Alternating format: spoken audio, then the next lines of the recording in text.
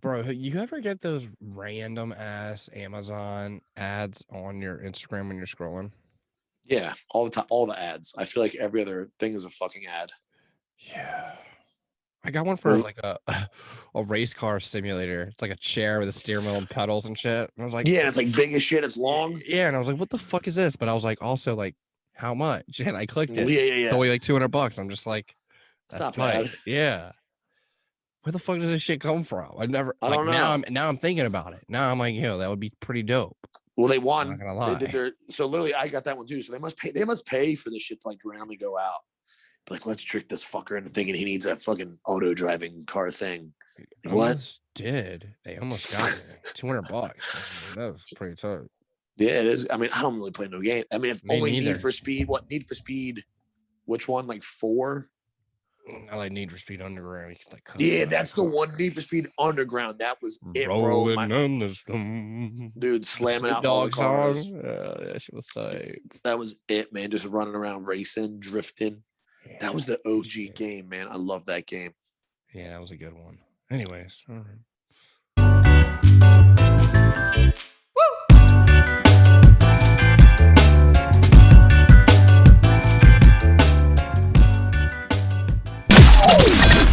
This is the Men Behind the Mitts podcast.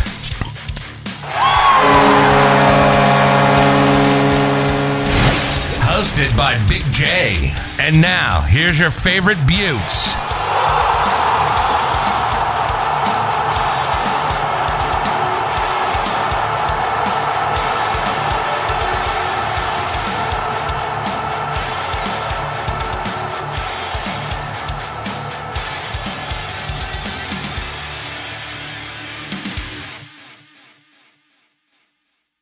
Anyways, Hockey episode 53, man. Yeah. We got we're here, episode 53. Episode 52 was awesome. Technically, episode 1 because season 2. Yeah, I don't know. Is that what we do? Season 2, episode 1. Nah, no, we're going all the way. No, we're rolling all the way through. Going all the way through. But yeah, episode 52 was awesome. It was a great recap. Fantastic job with the YouTube video. If you guys haven't seen it, you need to. I had chills on the intro. It was like, holy shit, hot ice. What? Bro, we were so luncheon in the beginning, man. It was so luncheon to see where we are now. It's like second nature from where we started. You know, it's crazy. Yeah. Yeah, it is. It is. Yeah. Like I didn't like I knew it was gonna be different, but then when like I went back and got the clip and started messing with it, I was like, holy fuck, bud. Yeah. Like even if you're not trying to change, you naturally grow doing. Yeah, absolutely. Absolutely. I've enjoyed it though. It's like, I know we talked about it already, but man, it was fun. That first year was awesome. Great guests and everything. And just to keep building from there, we have a great guest in this episode as well. Dustin Dim Bones joins us. Yeah, great interview for the Nashville Predators. Yeah, he's got his own YouTube channel going. He's got some pretty dope videos we're gonna dive into. I'm excited for this episode, bro. This is a good one. Yeah, we had a good one. We had some fun too. Definitely. Again, someone else that was recommended to us. Yeah, you know, shout out to Mike. Yeah, shout out to Mike and these guys are so cool, dude. And just came on, agreed, second nature. You know, it was like, we just had a good time with him, learned a lot about his goalie experience and everything that he goes through. I'm not going to ruin it, but I don't want to give it all up. But definitely check out and hang on to this this episode here. It's a great interview. Had a good time with Dustin, man, and just learning about being a goalie and all the stuff that's changed throughout the lifetime of goaltenders. It's wild. Yeah, hearing his story and everything that he, goes into that. Some of it obviously pretty predictable, you can assume, but it's pretty interesting, Hell yeah. Period, getting that phone call. That's wild, man. I couldn't imagine the chills and the goosebumps. Yeah. Like third period, hey yo, we need you to come down here and get dressed. Like, holy shit. Like, what's that? Yeah, but we'll save it. We'll let him tell that story. We'll save it. We'll save it. Let's talk about playoffs. Playoff hockey. Let's start. Where do you want to start? The big bangs, the whammies, the losers. Let's talk about the big old elephant in the room. We just got to talk about the Capitals. The Washington Capitals have been eliminated. If you're not hip, why are you listening to the hockey podcast? If you are, we still love you. Anyway, I still love you. Still love you. Yeah, the Washington Capitals in the East. It was 2 versus 3. Yes, 2 versus 3. One was 1v4. Yeah. Boston being the 3, Caps number 2, had a great season, but they win the first game and then they lose. 4 Yeah, Boston definitely outplayed the Capitals, and it's crazy coming in that 5th game. The Caps were really on one, out shooting them. Really looked like they had turned stuff around, but no noticeable changes on the power play or the PK. I really feel like our goaltending was questionable and sus, and it pretty much proved out. Vanacek going down in the first game, and that just solidified the season the Capitals had because it goaltending hiccups the entire year. Yeah, absolutely. And then I felt like there was some questionable play. We should have had some different players in that were in, like Daniel Carr should never made an appearance, in my opinion. Yeah. Michael didn't come up. Spronger, I felt like, got in too late. He was electrical on the ice in Game 5. But yeah, man, and we've got some offseason stuff to talk about. OV is a free agent, pretty much July 28th or June 28th or something like that. He's a free agent. The future of the Caps weighs definitely with him. We've talked about it before. Ovi wants some money. He's definitely owed that money, but at what cost to the Capitals, in my opinion? What are we going to set our future up here for? Giving him something like 10, 11, 12 million. That's a lot of money. I feel like I think he's got to take a discount after what we heard from TJ Oshie. Oshie sound, God, no lie. Like, this has crossed my mind. Ovi leaving, getting that light cap space and making Oshie the captain of the team. I'd be okay with that. Right. Yeah. I mean, I don't know, man. I couldn't imagine Ovi anywhere else. I don't Me know. Me either. But at what point do we stop paying him for history? I mean, yes, true. I love everything he's done for this, but it's a business at the end of the day. And it's, we can't have guys lingering around if they're not going to produce. I mean, yeah, he tied the Rocket last year, but I think that's if that's a regular, season, 82 games, I don't think maybe I think he falls behind Pasta in that one, and Pasta takes it. Yeah.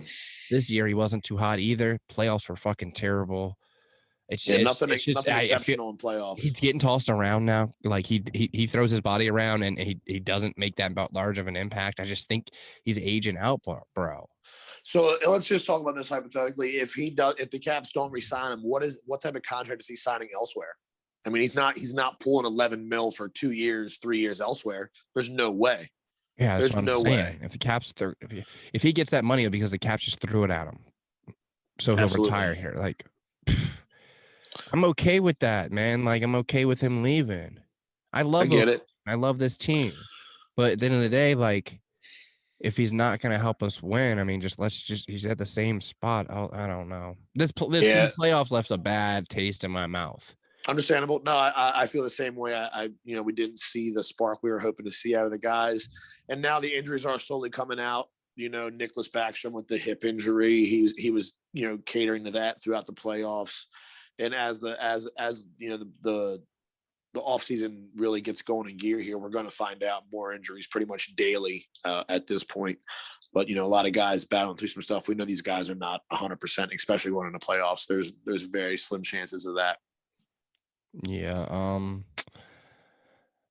A lot of changes, I think, are going to be coming to the Washington organization. It's a new era under Laviolette. I think he's finally in a position where he's going to make some big plays and really start taking control of this team as far as like players and style he wants. I think the signing of Sherry is great. That makes me feel real comfortable. I think Mantha coming over, I think he's going to stick around. I think if we can keep Sprunger around, keep that fourth line. I never want that fourth line to change ever. No, I never want that fourth line to change ever. Yeah, man. I mean, Eller, I don't see him going anywhere unless we leave him open to the draft, which I'd be okay for if he goes to Seattle. But like, he's a center. I think if we gotta get a big time center, we gotta get Kuzi gone. Nicky stays at number 2. He's already signed that deal. If we keep Eller at 3, keep 4 the same. You got McMichael coming in. You got what's his name, Lapierre. Yeah, the draft pick. Yeah, that kid. He was a steal in the draft last year. We've got some potential to really start working guys in and get a rebuild without an OV era and not have to miss the playoffs. And that's a big thing when people hear rebuild all 4 or 5 seasons again without the playoffs. If we're going to be losing in the fucking first round and getting, what's the point? Well, we might as well start fucking switching in new guys and building a team. I mean, look at Ottawa. Ottawa looks like they could make a run next year. And they're a very young squad. So we'll see what happens. This OV thing has to happen first, I think. Yeah. has to happen first, and I think they're going to wait until after the Seattle draft to sign him, and then it'll be a waterfall of things. They'll probably hold on to Kuzi for the draft just so they can get trade bait for him. But I think the organization is done with him. I agree. I don't know what's going on. I don't think McPhee's done with him. Not McPhee. The fuck's our owner's name? Why am I drawing a blank on our? Why am I drawing a blank Ted on Leonsis? Ted Leonsis, yeah. I don't think he's done with Leonsis. That relationship is it's a deep bond there they have. I mean, they formed DC into a hockey town here. I said George with Fee. I was like, he's with Vegas. What the fuck was I saying? Yeah. But let's move on from the Capitals because we can be stuck here all night. Talk about other teams that are eliminated. Real quick, I have a question for you. Chara, yes. you sign him again? You sign Chara again? I don't. In his interview, he mentioned his wife a lot, which kind of sounds like he might be hinting towards retiring. Was this his chance to come to Washington and do one push for the cup? He got his 10-game bonus pretty early in the season. I feel like he got the bag, and I don't know if he's going to be here or not. Do I think it's a wasted spot on the roster? I don't know, because TVR I thought played great when he was here. I agree. Kemper should be coming back. Depth. We have depth in the D. I think he could go somewhere and maybe sign. I don't think he's done in the NHL. I think he could go somewhere and sign. But I think as far as Washington goes, you got to start cycling in Kempney. You got to start making changes. I don't think John Carlson's going to be our top guy anymore moving forward. He's starting to decrease too in value. Nothing personal. I love these guys, but it's just age. They're aging out. Just the game. Yeah. Orlov, like, we can't keep him in too much longer. He's getting older, So people talking a lot about dumping Orlov as well. They want Orlov out and trade. I thought Orlov had a great postseason, other than the mishap with the little hit. I thought he played great too. Really stepping up. Yeah, no, he definitely. But it's I don't know. I just hope we don't shoot ourselves in the foot. I think Jensen could potentially go. I mean, prior to him playing well with Chara, he was trash. Yeah, I don't think we should dish money for these names and not take into heavy consideration their age and looking at how fast this league is changing towards younger, faster players that can do it all. I really feel like we should put our eggs in our futures basket versus holding on and squeezing every ounce of hockey left out of some of these guys. I really feel like we should move on. The legs were you could definitely tell the pace was different against Boston. We play a great game in the regular season, but this postseason, this team that we have right now cannot hang in multiple assets or facets. Yeah, and it's kind of crazy when you start looking at Pittsburgh, who's playing the New York Islanders in that series. Islanders, I think, are up 1 now after last night. Jeff Carter, older guy, he's still fucking wheeling and dealing, playing well. So those injuries definitely play a vital role. And that's, it's hard to talk. It's too fresh for us when we're talking about get rid of Ovi. He was trash. Oh, for sure. But at the same time, you've seen it. We've seen it. He's getting old, and he scores from the same spot. Yeah. That's a good series, though. Pittsburgh versus New York Islanders. That has not let us down. Was tied 2-2. Islanders taking it to OT, winning. Oh, man. We've had some great playoff hockey as of late. Oh, yeah, absolutely. This has been a fast, physical series. I've liked this series a lot. They've been trading off scores, and it's definitely whoever gets Boston is going to have their hands full because Boston's going to be getting this nice little break here. And unless I don't know, I feel like this is going to go 7. I don't feel like the Islanders are going to close it out. Pitt's not going to go down without a hard fight. I think we're going to have 3-3 here. It's going to be a 7-game series for sure.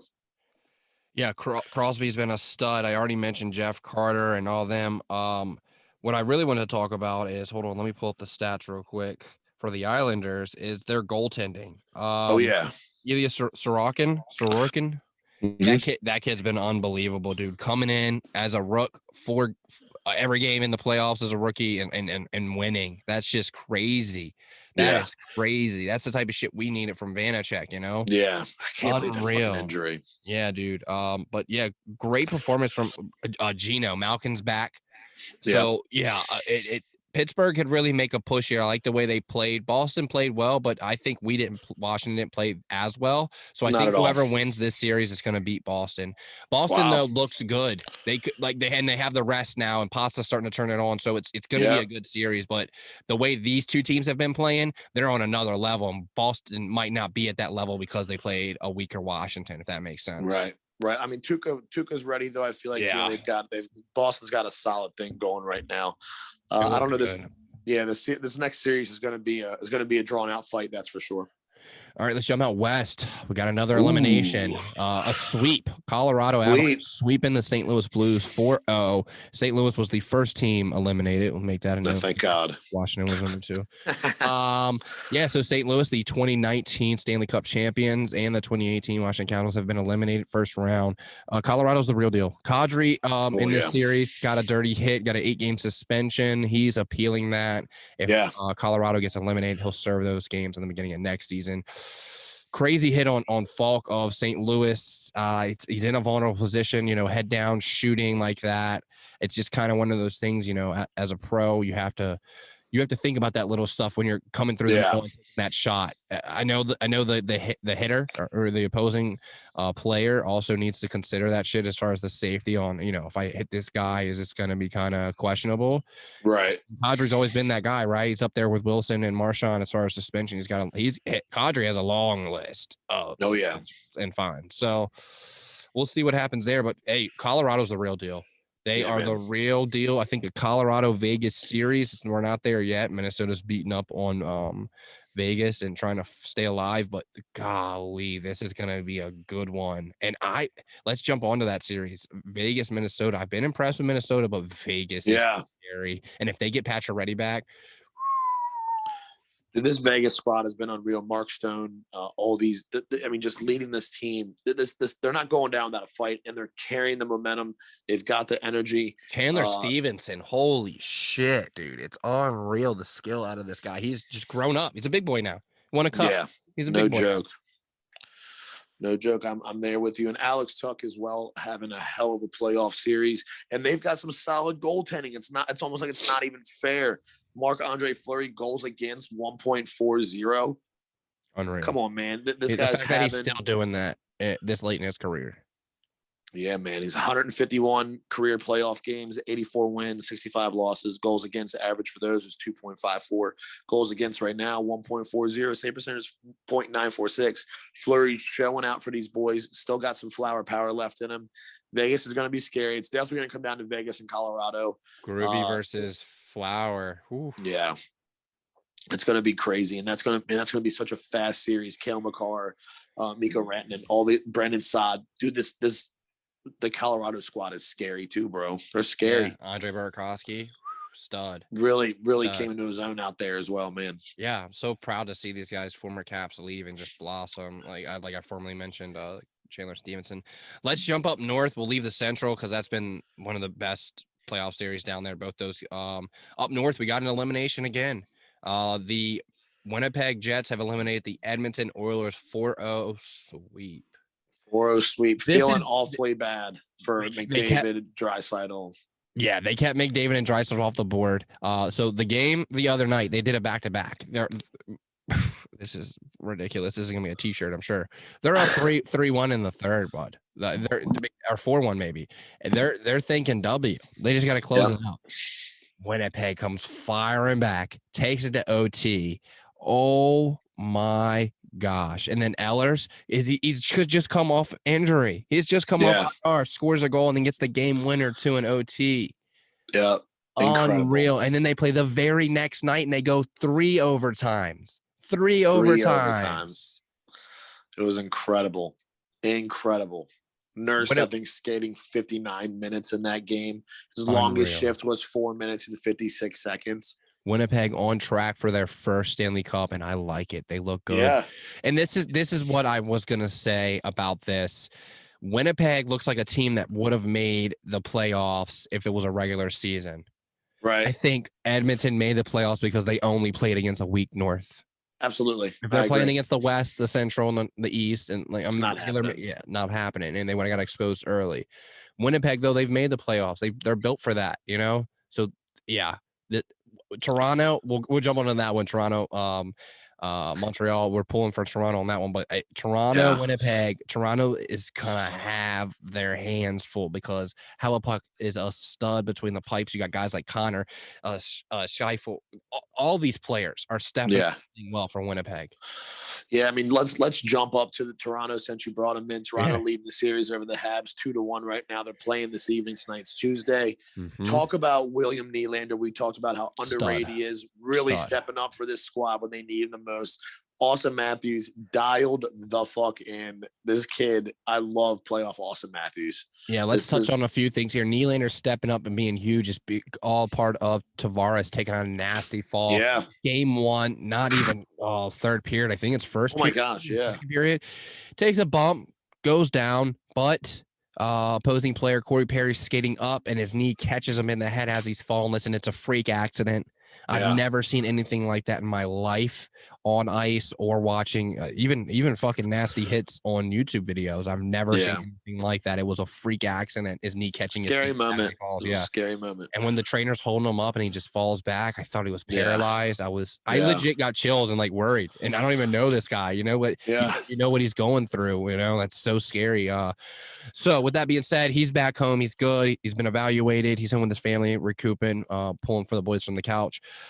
Nylander has had to step up. Someone was going to have to step up. John Tavares leaving is huge. Regardless of how deep this Toronto roster is, someone had to. All the pressure's on Marner and Matthews all the time. So for Nylander to come in and start shooting the puck the way he is and playing well, so huge for Toronto. Yeah, he's finding himself in such great opportunities. Open ice, making things happen, getting the passes off to Matthews there. It's a killer combo, and Nylander's really, really showing out in this time of need for Toronto, man. Like we mentioned, Tavares is a big loss of that squad. So to see him coming through and playing the way he is, this is exactly what they needed.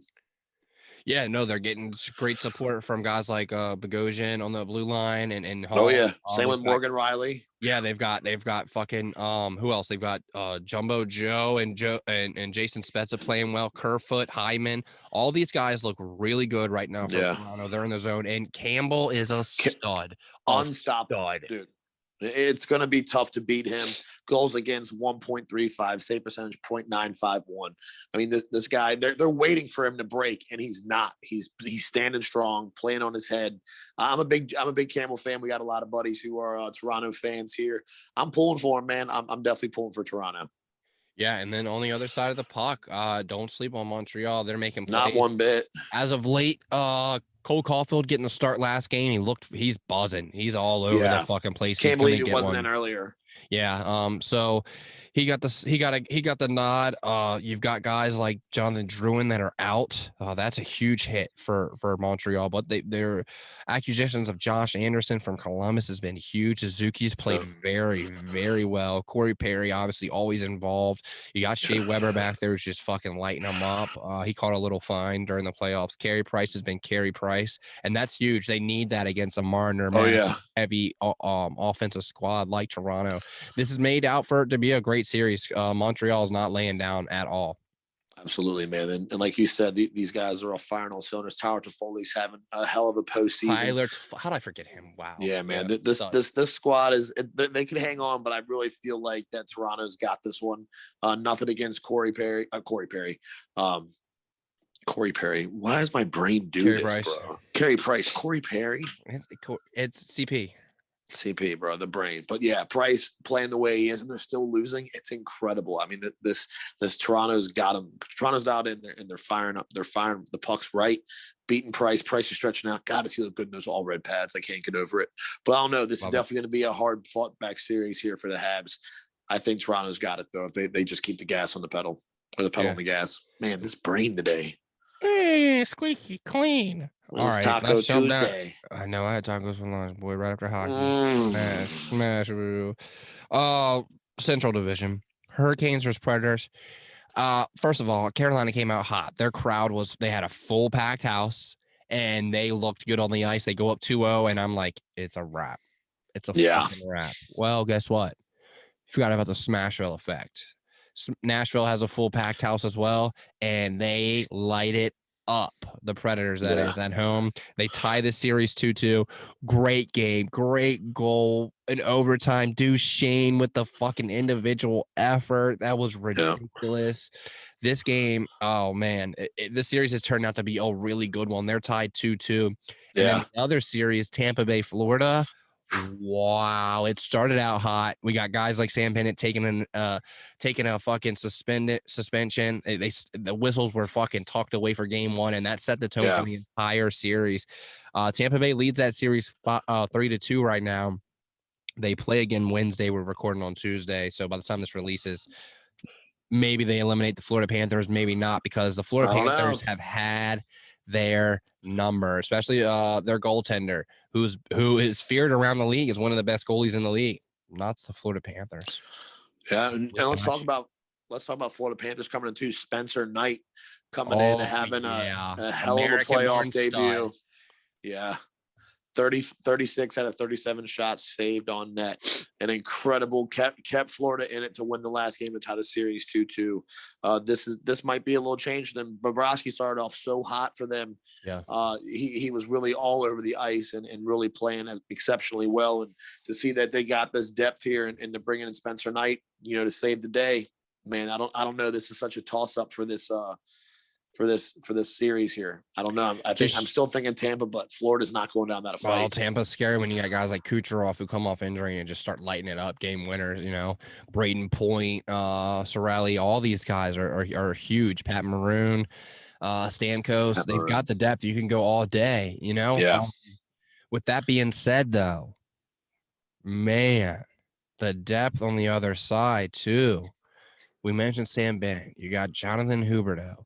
You got Anthony Duclair. You got all the Duclair looking for a Barkov, Barkov, Sasha Barkov. That guy is just a stud. He's a stud.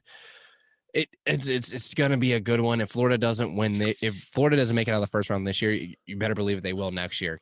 I mean, This is Quenneville's first. Look what they've done. One season. Look what they've done. Quenneville comes in, they get Bob. And all these players are doing all this without Ekblad, by the way, who's out on a nasty injury early. This is something. It's fun. It's been fun hockey to watch. Definitely, I agree. We're pulling for Duclair out there, rocking the Gooby Customs here in the playoff series, man. So definitely pulling for Florida on that. Got a hard fought battle with Tampa, though. It's definitely going to be tough to get a series. I think it's going to go 7 for sure in that series as well. Yeah. Yep, definitely agree with you there. Yeah, man. All right, that pretty much catches us all up to date on NHL hockey, other than Wayne Gretzky stepping down from the operating director of, what is it, COO or something, or operating director of Edmonton Oilers, taking a media job with TNT. Supposedly going to be an analyst with this new NHL contract. I think it's great. You got the greatest hockey player of all time. Wayne Gretzky is the Michael Jordan of NHL. Even people that don't watch the sport know Wayne Gretzky is. So I think to have him being the face analyst, yeah, definitely. We were talking about this I was talking about the other night with my chick, and as far as marketing goes for the NHL, they just fucking suck. They really do. Like, why wasn't Bowman out there doing interviews, slicing up our game? It's the fastest. We have the best athletes, like all this shit. You just could have gone so many different ways as far as marketing. But we'll see what happens with the future. We'll see if this ESPN deal works out to our advantage. We're seeing things from Stephen A. Smith and shit like that already. How are you feeling about that? Jeez. I don't know, man. The only thing Stephen A. Smith knows about hockey is the puck is black. I mean, I can't blame him. He's got a lot of stuff going on. And hockey's not a top 4 sport, and that these guys this isn't something that they cover often. I think it's way out of their realm, and hopefully bringing a guy like Gretzky in keeps it grounded a little bit. Because we do want the sport to grow, but we needed to grow like the right way with the good information and like just guiding people the right way into the sport. I don't know. I just feel like just throwing it at them, because people do like hockey. It's luncheon, man. Like my girl be at the bar and she always has games on, and people like, oh, they're fighting again. Like, I feel like hockey is one of those sports where it's easy to rally behind, but there are a lot of technical rules, offsides, icing, and it's so fast. It is kind of hard to learn if you're just watching it through the TV, So it's definitely something hard to follow, especially in the playoffs, because everything's twice as fast. There's a lot of good analysts though that could get picked up. Very true. Like Brian Bouchard. I love him with NBC Sports Network. Eddie Olczyk, Anson Carter, I'm a fan of. Kevin Weeks. I know he's with the NHL Network, but God, that guy needs a GM job or something. I love Kevin Weeks. I will give him an HJ. So there's some really good hockey guys out there that I think could really make a name for the sport as far as being the face when it comes to the analysts, even Barry Melrose, let's get him in there, Ray Ferrara. There's some good, exactly. So we'll see what happens. I'm excited for a lot. I know we haven't gotten to the cup yet, but like there's a lot that's going to happen. We got the draft with Seattle coming, and we got the regular NHL draft, and then we're jumping right into, preseason and training camps, and lots going on. Full season of hockey coming Seattle, at us. We're going to have a new team next year. Their jerseys are hard as fuck, by the way. Yeah, we'll see. So hard. We'll talk about them later this offseason. Yeah, we'll see. I think that I don't know. It's definitely going to be an interesting year next year for the NHL. Wherever everyone lands, Seattle's going to be taking some big pockets here. They're going to have a deep roster, bro, because each team's getting better and better. So there's a lot more quality picks to pick from than maybe Vegas might have had. I agree. I agree. What they were able to do.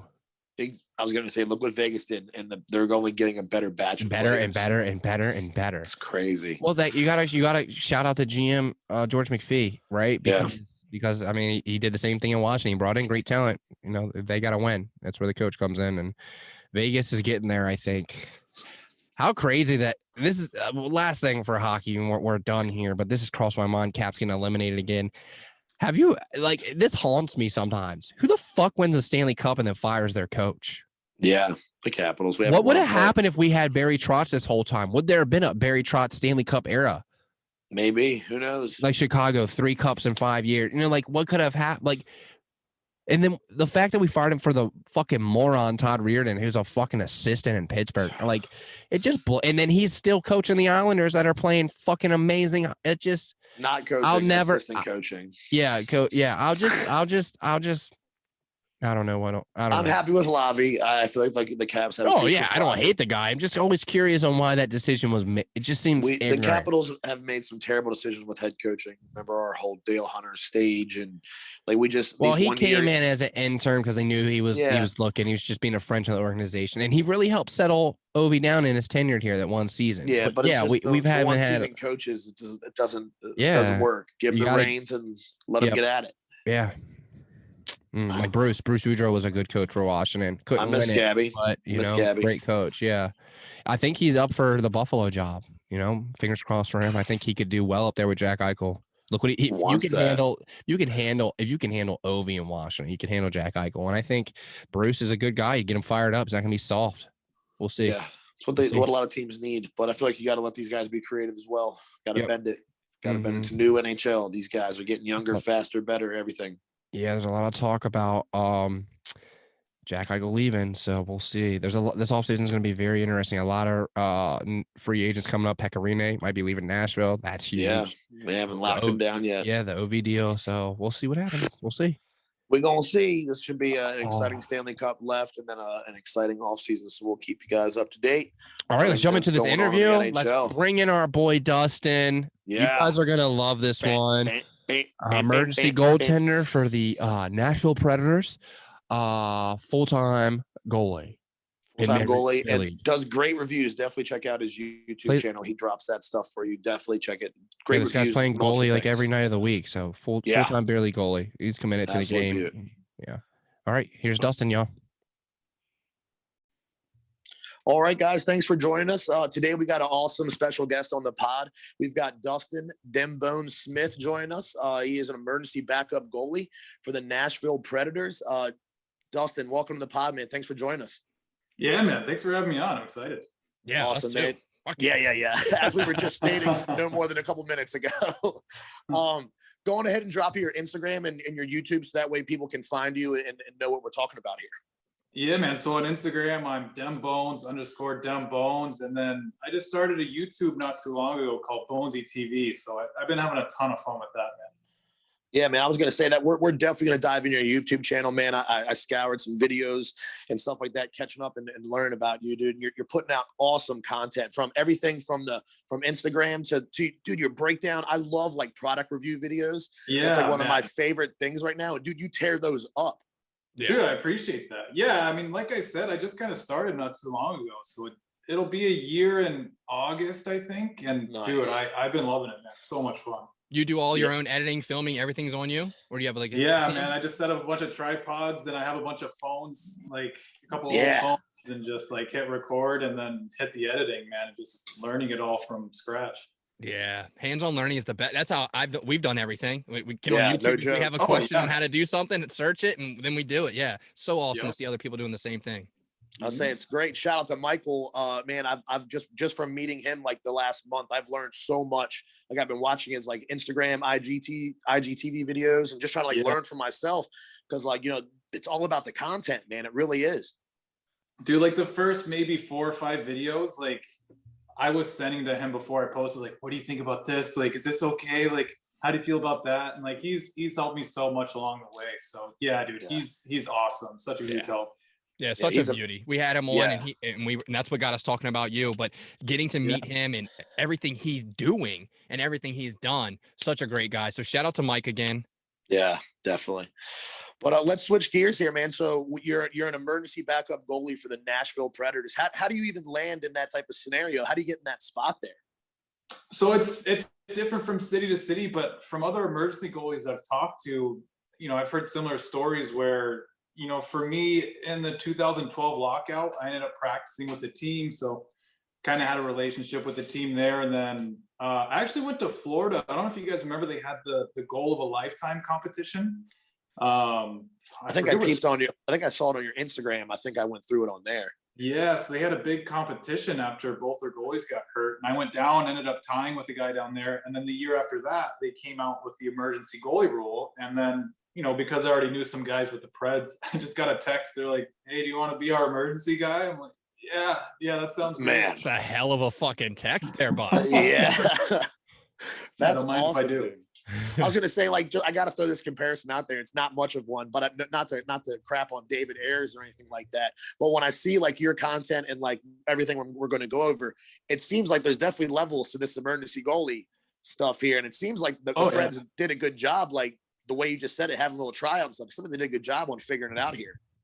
Yeah, I mean, like I've been skating with a lot of guys over the summers, and the summers usually start with a group of pro guys that live in town, and then it transitions to skates with Preds guys that are coming into town, and then it kind of gets into a bunch of practices leading up to training camp. And you know, so throughout the year I get the call to practices every once in a while too. So, you know, they keep me pretty involved to choose. But yeah, like you said, it is definitely different city to city. Like I've heard of some cities where goalies don't even get a sniff of practice, and then other cities goalies go to every practice. So it's just different. You don't fly with the team, right? No. So every team has their own emergency guy. Of course, so this year they're doing it different. They have the taxi squad this year because of COVID. But you know, going into next season, it should be going back to how it was before. Okay. And that basically just for a lot of people out there who don't know, you stay with the rink. So not only are you with the Preds, but if their visiting team goes down, freak accident, both guys, now you're in on that squad as well, right? Oh yeah. That's what happened in Toronto with David Ayers. I mean, you know, he's Toronto's guy, but because Carolina had an emergency situation, such a fucking great story too. Oh man, just saying his name, it just brings a smile to my face, man. Hockey, there's nothing like it, right? Yeah. No, absolutely not. Have you had the opportunity yet to take advantage of the backup emergency goalie situation, or just? So I got called down to get dressed for the Boston Bruins. I forget which year it was, man. I want to say it was either first or second year they had the rule, and Tuukka took a puck to the throat in the first period. First intermission, I get a phone call like, hey, so we need you to come downstairs and get dressed like right now. I'm like, oh shit, dude. All right. It was real. So went down and got dressed and sat in the locker room. And so you're there for every home game, no matter, like you're always there? Yeah, so we have 4 guys listed here, and usually I'll get a text from the goalie coach and he'll say like, hey, what's your availability this month? And I'm usually like every single game. Yeah. Of course. Okay, well, you know, some guys want this game, so, you know, it kind of get divvied out, but I usually get first dibs on things, so it's great. That's awesome. I got a quick question for you to backtrack. What's that like, getting that text and having to run down and get ready? Like, what's going through your head? Well, dude, it was kind of funny because I was joking around at first. I'm like, oh, it'd be funny if, you know, they needed me, because, you know, I didn't realize how serious it was. And then they're like, yeah, that thing we were joking about, we're serious. We went upstairs. And just like walking through the concourse to get to the door that I was supposed to meet up with the guy to go downstairs, I'm like shitting myself. I'm like, is this really? Yeah. I'm like, I'm about to go like get dressed for an NHL game. This is absolutely insane. Yeah, I Man, bet. I was There's just no warm-ups either. Like you're going in hot. Oh yeah, yeah. I think if I were to actually get in the game, they would take a little bit of time to warm me up, because I think that's what they did with David Ayres and Yeah. Scott Foster. I think they chucked a couple pucks at him, but still, it's like, hey man, you were sitting in the stands munching on hot dogs. Now you're about to play. Yeah. I was gonna say, imagine being like a 22 deep, like a couple of those bad boys were like, "Hey, we need you." Like, "Oh shit!" Like, cough real quick, dude. Something. Oh, yeah, that might help. I was gonna say, I still get nervous before an adult leagues mini games. I'm always like, "All right, shake it out. We're getting ready to play some puck." Like, I couldn't imagine like getting the call up there. Like, how incredible! The same what thing, an opportunity. Right? It's all the same stuff.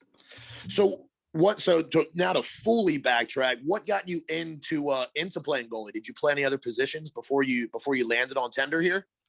Yeah, so growing up, I'm originally from San Diego, and then I moved here to Nashville when I was like 10, 11 years old, something like that. So, in San Diego, I, grew up watching Mighty Ducks, fell in love with the sport, but didn't have an opportunity to play until I moved here. And I started playing as a defenseman. And that first year I played roller, and my coach, he had two sons about my age. So we would go play hockey in his backyard, and I always wanted to play goalie. I thought the gear was so cool. Like, I just thought the position was awesome. And yeah, after playing in his backyard for months, he's like, "So we need a goalie tonight. Do you want to?" Man, I was hooked. Absolutely hooked. That was it. Yeah, man. That's so we've both dabbled in the goaltender. I think Silk did a season. My very first hockey season, my dad went and bought equipment. Yeah. We need a goalie. You're in. Oh, dude. I had those Franklin street pads. Go ahead. My bad. No, I was gonna say I had those Franklin street pads with like no chest protector, barely like a catcher. Oh, it's the worst. Yeah, I had that set up that was back in ball roller hockey. Yeah, ball roller back in the day. I used to wear a baseball glove. I didn't even wear an actual hockey. Yeah. Like, I didn't wear a mitt. I had a baseball glove, bro. Dude, that's how it was in the backyard. Catch glove. I'm supposed to catch. I throw with my left, and I'm supposed to catch with my right, but we didn't have a right-hand catch glove in the backyard, so I had to learn how to catch with my left hand. But like ambidextrous. Yeah, well, I naturally shoot left-handed, so it was like, okay, well, I can hold my stick how I would normally hold it. I just got to figure out how to catch. So, like, I had to kind of change things up when I was younger, but wow, yeah, that probably give you an advantage too, like with playing the puck and stuff like that. If you're used to, because me, I'm a regular tender, so that was truly left-handed. And I was like, oh god, I just want to get this out of here. Like, I would just stop it. I would never like try to handle it or nothing. Dude, I wish I could say I'm like a sick puck handler. I'm terrible. I'm so like, I go to play the puck and everyone's like, oh no, what's going on? Get back in there. Get back in there. Oh, please don't touch it. Please don't touch it. I had literally like the first play I went out to play the puck. Mind you, this is like our men's league championship game this past Sunday. And I went to go play the puck, turned it over right at center ice. Guy comes in, scores, and everyone's like, stay in your net, Bones. Don't come. Yeah. Oh, man. That's absolutely like it was okay. That's all that matters. That's all that matters. Got the congrats on that, man. But that's tough, dude. When you saw, so I did that one time. I'll never forget this memory. It's like my first time I ever scored an own goal. I was playing goalie and I caught it in my baseball mitt, and I went to go throw it behind the net, and I went whoop right into the net, and I was like dagger, and nothing but like 9-10-year-old kids looking at you, like what have you done? And I'm just like I'm sorry, like I didn't. The baseball glove. I don't know how to throw things out of a baseball glove. Yeah. And you remember this was at the old clubhouse back in the day. I mean, this place. We were just talking about how dark this place was. Like plywood, there was terrible boards. Lighting. Yeah. Only one side had real corners. The other side was a corner. Like it was wild,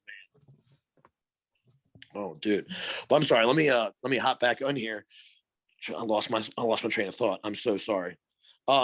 To touch on, so your goaltending moving forward, I see that you still work with like professional trainers, and you get workouts with these guys as well. Now, is that people that you've met like through the Preds and stuff like that, and down in Florida training with them?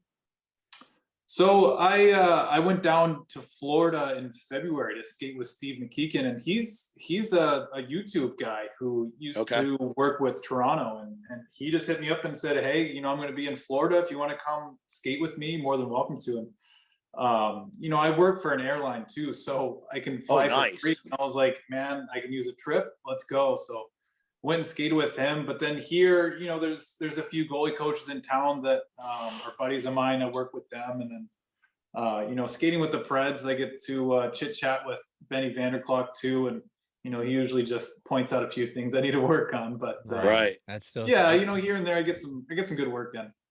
I was gonna say this is something too that I mean a lot of people don't know. It's not like riding a bike, man. You can there's always something to learn from someone else in this type of game. Someone else has always got a view or done something different than the way you do it. There's always something to pick up, like moving forward. Oh yeah, absolutely. Especially with this position, like you can never be like, oh, I've learned it all, I've done it all, I'm the master of this. Like you're constantly learning, you're constantly being the student.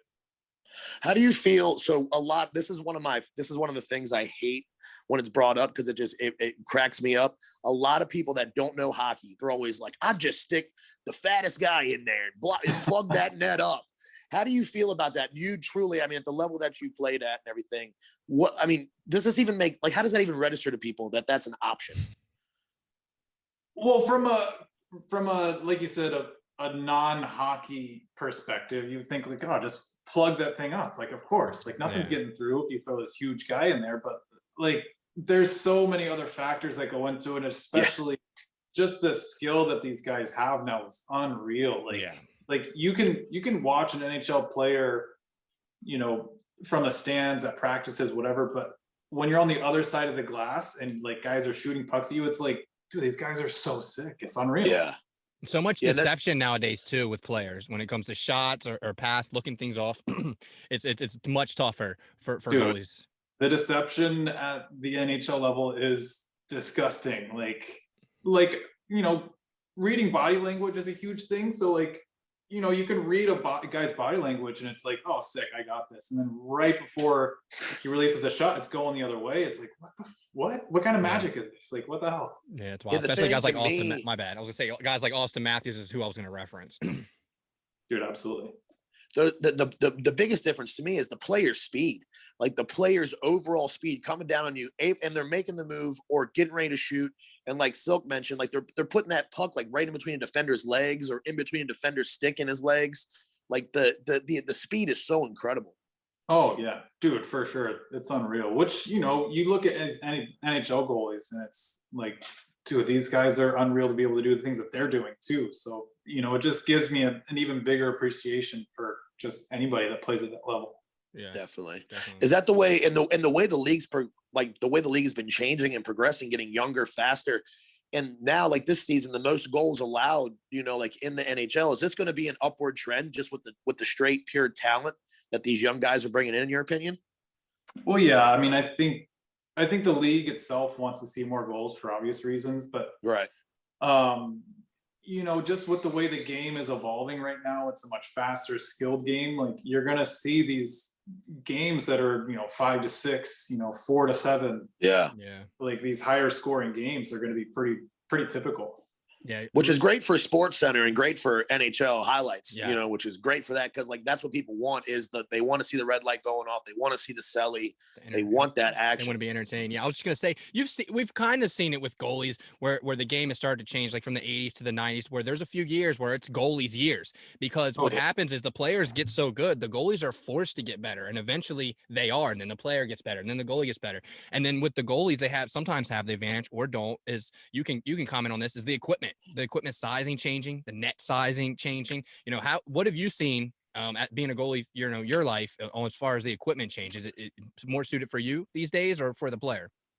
Well, I've actually been getting into like vintage gear lately, like over the last couple of years. Like I recently got a chance to try out some 90s gear, and like the comparison between 90s gear and modern gear is unreal. Like the pads are big, marshmallowy, like yeah, super wide, like, but they're heavy, you know, there's a trade-off. So heavy. But I mean, right now, like pads are so light, goalies are getting more and more mobile, so they're able to move faster and, you know, really get across the crease really well and sliding. And I mean, I feel like the gear is still good for the goalie, but I don't know, man, like the way the game has progressed, like I don't think you'll see too many consistent games that are going to be like 1-0 like it was, back in the day. What was it? Like early 2000, late 90s. It was like goalies never got scored on. Like Hasek era, like Brodeur, like all of Cole's. Nobody got scored on. Yeah, definitely. Wild. Man, that vintage video you did was wild because it was like so much nostalgia for me because the first pads I ever used were on ice. Those were those big Coopers or whatever I had. Or Vaughns. They were so thick and they weren't waterproof. So like after like coming into the third period, you thought your legs were heavy in the first. Like the weight of those leg pads in the third period was astronomical. Oh yeah. Well, I mean, you're gassed from slinging these pads around already, and they start getting wet, and you're just you got no, you have no strength to really carry them around anymore. Yeah, not at all. And something about the go ahead. I was gonna say, I was just thinking like goalie size too. We're starting to see much bigger goalies, athletes. 6'5" goaltender drops down the butterfly. It's kind of covering that lower crease. You're gonna have to put it up high. So definitely agree with you there. I'm watching your vintage pads. I remember I went to this goalie camp one time and they were teaching us how to slide across the crease and how we would turn our inside leg like open. So you would actually make the save like where there's no padding like that. Yeah. That's how they taught you. That's how they taught you how to cross the crease. I will never forget that. Yeah. I remember learning some, kind of older techniques when I was younger, going to camps over summers and stuff like that. But like playing in vintage gear, it's so much fun just to be like, fuck it, I'm gonna stand up or like whatever. I'm just gonna flop around for the next hour, like because it just breaks the mold and it's a totally different style. The saga of the stand-up goalie, how like that's what blows my mind. Like they never went down. It was on the ice. I was like, oh, it's a goal. Like if it wasn't right there, it's such a crazy way to play and no mask. Like what? How was how did goalies get helmets after players did? Like how does that make any sense? I don't know. I mean, like the whole story, the mask, and how Plant was like, "Yo, like I'm putting this mask on. My face is ripped to shreds," and there was so much negativity around it. They're like, "No, like goalies don't wear masks." Like it was just the era, and then he was like, he just completely changed history and evolved from there. And now to think, as soon as almost like when a tender takes one to the head, a buckle comes loose and the play's dead like immediately. The goalie care is so much different nowadays compared to then. Yeah, now there should be, man. Like these pucks are coming, especially nowadays. Like a Shea Weber slap shot to the dome is not something you're just gonna casually walk away from. I was gonna say, imagine you're seeing some stars, your teeth probably hurt. Like you might not even know where you are. Like taking one like the right technology in the sticks, everybody's got a fucking shot now. Absolutely, man. Yeah, it's kind of funny like taking a puck to the face because no matter how hard it is, even if it's not that bad, but you still smell like burning rubber. You can smell the puck. Really? Yeah. Wow. I've never heard that from anybody. That's very interesting. And you say, our beer league tender always gets, one of the nuts, one in the face before every game. Kind of standard. I'm the headshot guy. I'm definitely. That's a very standard one. Maybe a couple dangles, get him to really stretch it out there early. Yeah. We've had all of those. Like we've had, oh man, our goalie used to go down to the third period just so he'd get like a 5-minute break. He'd be like, I'm fine. It's my groin. Like, I'll never forget that. But I want to jump back to the gear and something I never really paid attention. I haven't really paid close attention to goalie gear until this year. But man, the new leg pads, they're like less than an inch thick, and I know that they weigh almost nothing. Yeah, they keep finding ways to shave weight off of it. They keep finding ways to thin them out, but keep their shape. Like it's insane. Like at some point, it's like when do you say like you did it? Like there's nothing else we can do to this thing. To make it lighter, but they keep figuring out ways to do it. Are there pads that are like designed to also deflect the puck? Like I've seen some pads where down by the skate, they might be kind of angled. So if it does catch there, it's going to bounce out. Is that true? Yeah, dude, they have pads now that are like the foams they use just rocket pucks off of them. Like I'm clearing the zone with a shot off a pad kind of stuff. Like, I mean, the rebound control stuff is kind of very popular thing right now. So I was gonna say, I remember because like that was something we did a lot. Shoot the low leg away. So maybe get like kick out and your other guys there, kind of like an accidental 2-on-1 that worked out. But like you said, man, those things rocket off these pads now. Yeah, they're either clearing the zone or like up and out over the glass, or Yeah. Absolutely. And I did want to touch on one other video that you did, the VR, the goaltending VR, man. That was so Can good. you, I watched the video, but can you walk us through that just a little bit on basically what you experienced with that? Man, so I actually got into VR stuff, I want to say like 4 or 5 years ago now, and went to a buddy's place, and he had this like hockey game, and you play as a goalie, and it was more of like just a game, but like making these saves, I'm like, dude, this triggers a part of my brain that feels just like playing goalie. And I've ended up finding a couple other things that were close, but fast forward to now, and this company Sense Arena, they have this app that it's like a straight up VR goalie training tool, and like it builds on legitimate like goalie skills that you can do from your house. It's crazy. And I saw that you put and they have the way to attach the sensors like to your blocker and to your glove as well. Yeah, dude, like it lines up perfectly with the gloves on your hands. So like that's like I said in the video, like the first time I caught a puck, like with my real glove, like I legitimately, like when you catch a puck, I mean, there's the impact at the back of your pocket, and like when I caught the first puck, I was like, oof, that's so weird, because I expected to feel that. Oh yeah, yeah. Wow. Oh, in the VR, Yeah. I've personally never done VR. I've never done anything. You guys should at least like try it at some point. It really is crazy. I mean, it's still kind of this like new like growing thing, and it's kind of like, I don't know, I guess kind of weird in a way, but like it really is like this super immersive thing. And you put this headset on, and at least with Sense Arena, you're standing in front of a net, like you're in a rink, and it feels super real. It's crazy. That's wild, man. Are pro teams using any of this, or do you think that maybe this could be the future?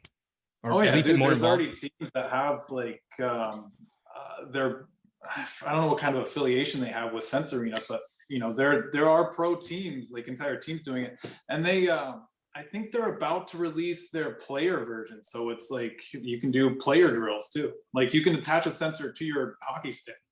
What? That's gonna be. I'm being in my living room, fucking on my TV. Yeah, you'll be slashing a coffee table. That's so dude, tight, that's insane. I do love the VR fails though, like on YouTube, the compilations, bro. Like people like are on a mountain and they fall, and I just watched this lady face plant, like she just drove her face because she just thought she was really falling. I don't even know if I don't know if I want to experience that. I don't know. I fall hard. Dude, yeah, some of those things, dude. There's one that you can like, you're like in the International Space Station, and like space stuff in VR is crazy because you're floating through space. So like, yeah, no, man, VR is the whole thing, man. It's crazy.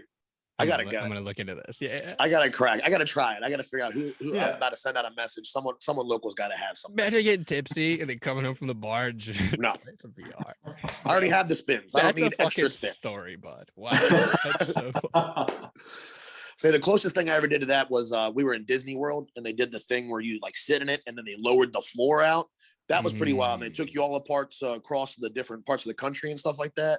And then when you went by the trees, it smelled like you could smell that. It was like super immersive, like every single thing. And yeah, like they brought, I can't remember where, man, we were in Disney. I'm not gonna lie, I was on an edible, but we swooped down like by the ocean, like it was like the eyes of an eagle, like we were an eagle, you know, and they like misted you. It was like, and like it felt like you were, dude, 100% submersive. It was so wild. Smell hockey gear and get like yeah, maybe on me, and like that's I'm okay. Really take me there, but I'm okay leaving that one out. Like I wear my gloves like when I skate on the street and stuff like that, and I come back from skating, I'm like, woof, like my hands are so, I just soak them for like 5 minutes, like my hands, just before I do anything else. Gotta get that clap on. Those are there forever, man. So has technology changed as well for drying your gear? Do you have one of those like cool ass fan bags, like where it blows the air through the bag, or do you like still hang everything? Goalie has to dry forever, right? Dude, goalie equipment sucks trying to dry. Like I saw the bag you're talking about with like the fans and stuff in it. That thing looks awesome. But I actually have like a whole separate shed just for my stuff, and then I have I have a bunch of fans in there. Like I've got air freshener stuff going on in there. Like if I don't get my stuff in there in front of a fan, like my stuff is just gonna like stay soaked forever. I had like I'll throw a space heater on in there too if like I really need to get stuff dried up quick. You got more than one set like you go to if a set's like wet or something, like a backup set? Yeah, so that's, you know, I think I have like 4 full sets now, including like nice. But I mean, it is really nice to like if I go skate in the morning or something like that, and I have like a game that night, I can grab some dry gear and not have to worry about soaking wet stuff. Yeah, that's what I was thinking about. If you have a game so close, or you know, you play the night before and it's not fucking dry the next day, that would be a fucking it's the worst, especially in the winter. Like nothing's worse than nothing gear. Especially nowadays, rinks making you get dressed outside. Could you imagine wet gear on top of that? Oof. Oh no. Thanks. You guys still have to get dressed outside where you're at in Nashville? You guys no, man, like it's crazy out here because we just got showers back. Like we've been getting dressed in locker rooms. We can now shower after games now. Nice. It just happened, I think 2 or 3 weeks ago, maybe. Nice. That's what's up. That's so nice. I got blessed up here in New York. We've been showering. I don't know if we're supposed to, but we've been getting dressed and showering in the locker rooms. I never thought I would miss showering that much, but man, like showering after a game. Big shower guy. First of all, the drive home is fucking miserable. Can't do it. Smell yourself. No, it's the worst. That's my biggest bugaboo, getting dressed in the park. So I can get dressed in the parking lot, but getting undressed in the parking lot, you're like, come on, man, I got to go sit out there again. Like, no. And it was cold when all this started happening for us. Like, you know, like it was cold here in Maryland. We're like, dude, this sucks. Like getting dressed outside. And there's like other people like going to like they're getting out of free skate or like the figure skate session. The mom and her daughter leaving for figure skate. Yeah. Here I am. You're in your jock. Like, hello. Yeah, that's the same. Like, put a grown man changing in the parking lot. Like, so that's a good idea. Mine is a rink manager for the rink down the road, and like we were getting dressed in the parking lots, and then it was like, okay, you guys can get dressed in the lobby, but you have to show up like basically half dressed. Like you can't just show up and get naked. But there were people showing up getting naked in the lobby, and like my buddy, the rink manager, he's like, "Yo, like, what are you doing?" And he's like, "Oh, I'm just changing." He's like, do you realize that you are a sex offender right now? There's fucking children like walking past you right now. He's like, what are you talking about? Like, he's like, what are you thinking? Like, no. Yeah. Put your cock away. No cocks. Such a weird time for hockey players. It really was, man. What a weird time. At least things are slowly getting. Well, you got some normalcy already. Get in the shower, but dude, that drive home, I cannot. It's so musty. I always wondered how guys like do that anyway. Like you get that one guy in the beer league team who like scoots out like in 5 minutes, and you're like, "How are you? You going home to an old lady now? Like, what are you doing, bud?" I gotta be fresh. I got a question. You said you moved over from Cali to Smashville. Tell us about the area as far as hockey. How have you seen the Predators kind of help hockey grow in the area? Well, I think when I moved here, it was like in 2000, something like that. And the Preds had just gotten here, I want to say like 96 or something like that. So the Preds were still pretty new, but man, like from the time I moved here till now, hockey in Tennessee has absolutely exploded. And like youth hockey is a pretty big deal now, but you know, especially after that big cup run we had. Yeah. Like that cup run, like, dude, stick and pucks were packed. Everybody wanted to go to open hockey. Men's league teams were coming out of the fucking woodworks. Like, yeah. It was insane. But yeah, you know, hockey's definitely been growing like crazy, you know, since I've been here. Right. That's a place where I want to see a game. I don't care who's playing. Like I want to see a game there. I want to experience that energy because the atmosphere. I mean, the atmosphere. I mean, Ovi has done wonders here in the DMV. Yep. You know, making the DMV like a hockey capital, hockey town, especially with the big dub and getting the Stanley Cup over here. And you know his tear they went through through Georgetown and DC, just like bro, like swimming in fountains, man, like legendary. Yeah, that is unprecedented. But even like you guys, like even with your Stanley Cup run, I mean, just the atmosphere alone, every time they show outside of the arena, in the arena, I mean, it's always a party. They got bands like on the outside of the arena there. Yeah, dude, there's bands everywhere. And like just that entire run was insane, dude. Cause like and then all of Broadway was blocked off and they had, you know, they were like, fuck it, we're putting up screens up so everyone can watch the games. Cause you know, people were just piling in everywhere. It was insane. Yeah, we did a lot of that. We spent a lot of time on the streets of DC during 2018, man, late for work almost every day for 2 months. Wouldn't change a thing. I love having to get an Uber because the metro shut down to get back to the parking lot. Like, oh, great times. That's what a cup does to a city, man. Yeah. Yeah, there's nothing better. There's truly nothing better, man. But I wanted to pivot back to Michael. I know that I saw that he did a custom goalie stick for you as well. I saw you got bones on the front there. Can you break that down for us, man? Yeah. So he had done a stick for me before. It was a wrap job, and it was themed for the Winter Classic with Preds versus Dallas. And he did a sick job with that. But he's like, man, like, I want to do better because that's Mike. Like, I was gonna say that's like, oh, I got to do it better. Like, all right. So, he wanted to do another stick for me, and he was just like, let me do my own thing with the design. And I was like, dude, like, I trust you, like, go get after it. Yeah. And man, this thing, like, completely custom paint job. Like, it turned out so sick. Like, the graphics are awesome. And, he absolutely knocked it out of the park. And even then he's like, no, I think I could do another better one. So, like, we'll do another one, like, here's something. Like, all right, dude, sweet. Yeah, and he's the type of guy I can tell too. You just kind of tell him, yeah, man, just run with whatever you're feeling with. Oh yeah, no, like I trust him 100%. I know he's got a good eye for things. I know he's gonna, he's such a perfectionist too that he's not gonna send something that's just that he's not proud of, and just such an awesome dude. For sure. Have you used that twig? Have you used the twig, or is that just?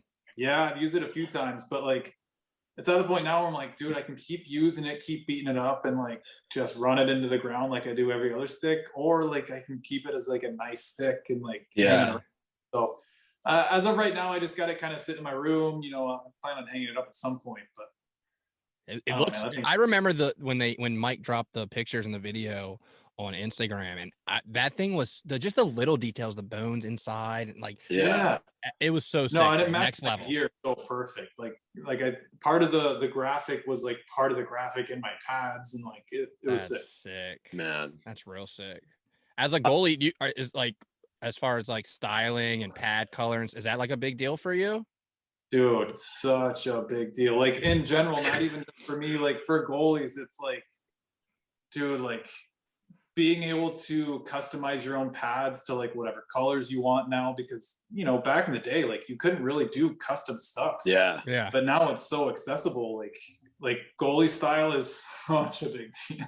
Yeah. Well, Silk's a big style guy over here. So I wish I was a goalie sometimes, dude, just so I could get fucking wild with like carry prices, all red pads. That shit is hard. Oh my God. And then the Crawford with the black, like, there's been so many dope setups throughout the years. Dude, absolutely. Yeah. Like you said, the all red setup, I have an mostly red set that I wear on Sundays, and I'm like, it's old, they're kind of beat up, they're falling apart, but I'm like, but they look so sick, like, I have to wear them. Yeah. got the Tiger Woods swag red on Sunday. I ain't mad at that, dude. Do you have you got a dope bucket? You got a custom paint job on your helmet too? Yeah, the one. So my red setup, it's more of like a Tennessee state flag theme, because why not? Yeah, right. But I got a buddy who lives here, and he ended up painting that one for me. That's and sick. So he did a pretty good job with that. But then, so my Pred set, which is mostly like navy with some sport gold on there, this company called The Barn actually did like a wrap job. It's not paint, it's like a vinyl wrap that they printed.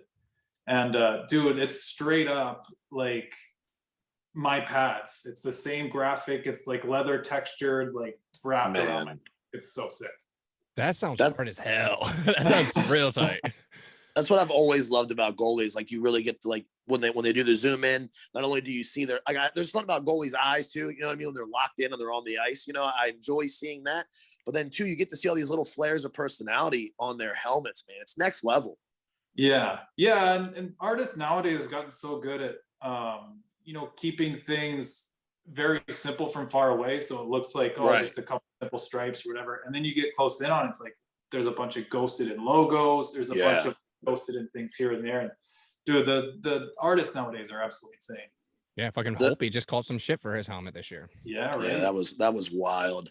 No, the reason why I've always loved like goalie helmets too is my cousins always raced motocross growing up, and they had a buddy who would always airbrush their helmets, and I was like, how come I can't like get like a hockey player helmet? Like, you know what I mean? Like I just got a Bauer 4500, you know, keep it an OG. Like, the motocross helmets get pretty sick too, though. Yeah, they do. Oh yeah, man. Yeah, they the same thing. Nothing but personality. Always a nickname on there. You know, it's and that's the thing too. It's all style. Like it's a style. It makes you comfortable. Brings out the next level too. You know, I was just talking about Craig Anderson's because we're big Caps fans. I was just talking about Craig Anderson's helmet there tonight because that was the first time they really zoomed in on him in playoffs and stuff like that. Sick black and white eagle. Like the eyes were. I mean, it would look so real, and it was on a helmet, bro. Yeah, dude, his style, even when he was in Ottawa, he had this one mask and it almost had this like I don't know, almost like an F1 feel to it. And it was like this matte, like red and black. I'm like, dude, I love matte finishes on masks. I don't know, I love it so much. That's sick though. I'm a matte guy as well. I think it just brings us the way it's like subtle, classy, and it's like hard. It's so hard. Mm-hmm. Absolutely. Yeah, no, I love it. Can't get me wrong. I mean, the gloss is where it's at. Sorry, I don't get me wrong, because you're a shiny guy. You're the chrome guy. I'm the matte black. Give me everything black, but it's got its place. You know what I mean?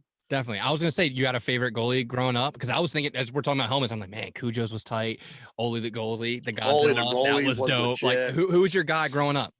Dude, I hated the like traditional goalie mask because I was such a big Hasek fan. Like, I refused to wear like a goalie mask until my dad was like, dude, you're gonna get murdered. Here is an actual helmet. So like, oh shit. I wanted to rock the Hasek so bad, but obviously not as safe as Who else did that? Vernon? Was it in Detroit? Wasn't he rocking the same style bucket or?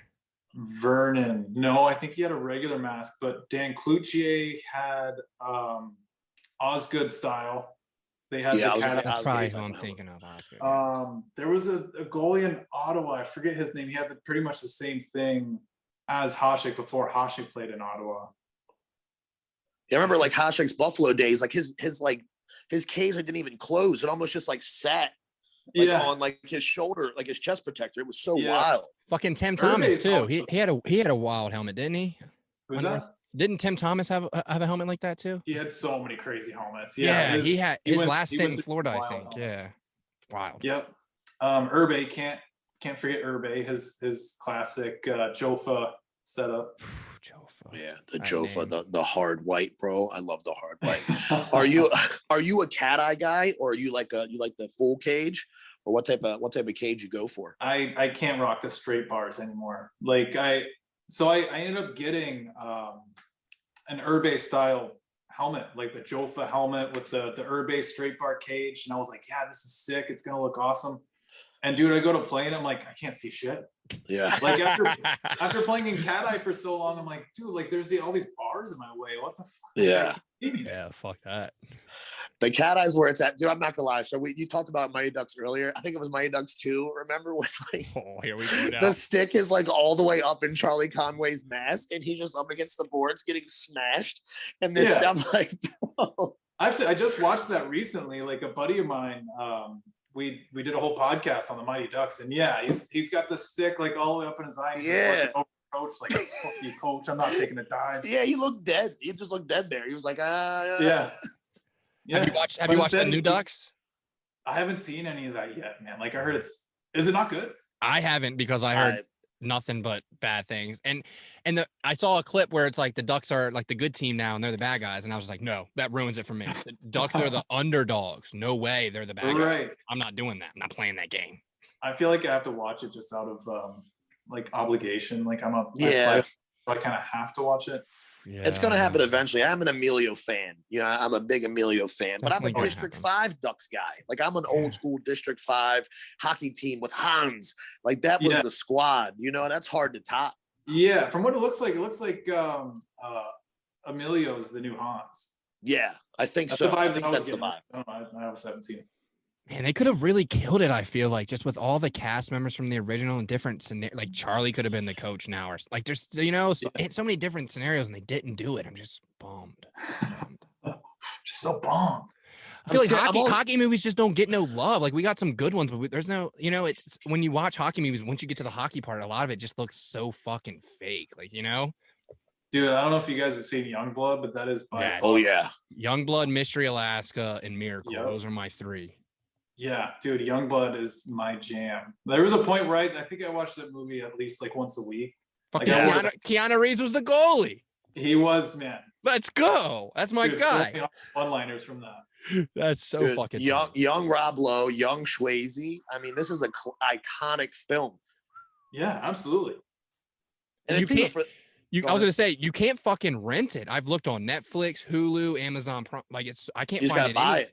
Yeah, just gotta buy it, bro. Bullshit. I got it on DVD. You guys want to see it? Let me know. Let me get a burn copy. But I'll say burn a DVD. How do you do that? Man, I don't know. But dude, Slapshot, Miracle. I mean, Miracle was one of the ones that really everything translated the most. I feel like they got the most skating done, the most, you know what I mean? That because I feel like it's a hard movie. It's a hard thing to replicate, the sport of hockey.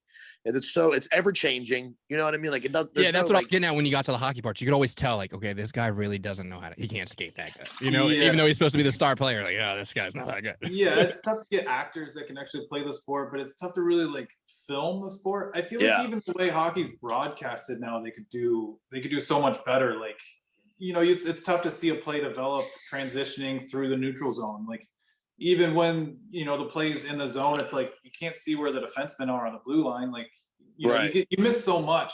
So like, I feel like hockey's definitely that sport that is so much better, like seeing it live just because you get to see so much more of it. Yeah, definitely. Yep. With you bringing that up, do you like to sit up higher than versus down low?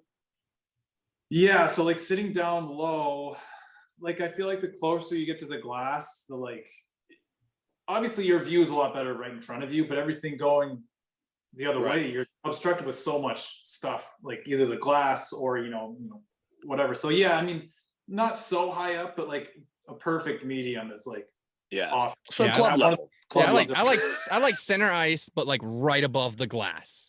Back up where I'm above the glass, but I'm in the middle and I can see it all, but close enough that I can still hear them chirping on the ice. Yeah, that's huge, dude. If they could give me an entire view of a zone and give me just on ice audio, no commentary. Yeah. Give me some on ice audio. That's it. We talk about that all the time. I would pay $100 a season to have just unedited, raw on ice audio. I don't even want to hear a commentator. Don't need them. Just let me hear the game. No, anytime it slips, it's hilarious. Like anytime like the mic picks a guy up or a ref accidentally turns the mic on or something like that.